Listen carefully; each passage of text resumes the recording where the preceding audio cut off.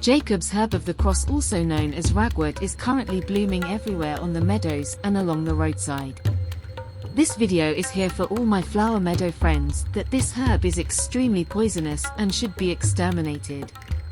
Bees that drink the nectar can tolerate this, but humans should prefer not to eat too large amounts of honey. Unfortunately, this is still too little known, and the plant continues to spread every year like the plague.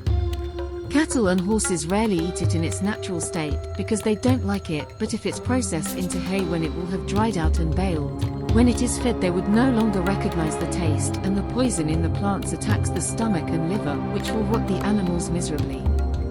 How many of us struggle to get rid of ragwort in our pasture? Whilst it is incredibly annoying to see those bright yellow flowers spring up each year after year, it's vital that we remove the plants, as they are very toxic to our horses if eaten and may cause irreversible liver damage. Whilst horses tend not to eat ragwort because it has a bitter taste, if it is cut, wilted and dried, whether left in the pasture or found in forage such as hay, it loses its bitter taste and becomes more palatable, but is still just as toxic.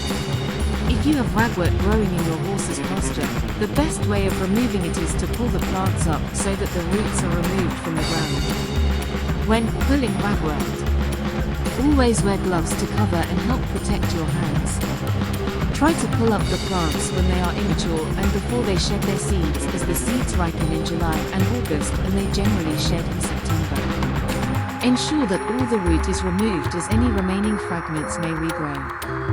It will be easier to pull it up when the ground is soft or damp after a rainfall. Ragwort is a biannual plant, flowers every 2 years, and its seeds lie dormant in the ground so. The removal of plants will need to be done annually for at least 2 years. When removed, immediately bag the plant or put it into a container which prevents it from spreading seeds whilst transporting it for disposal.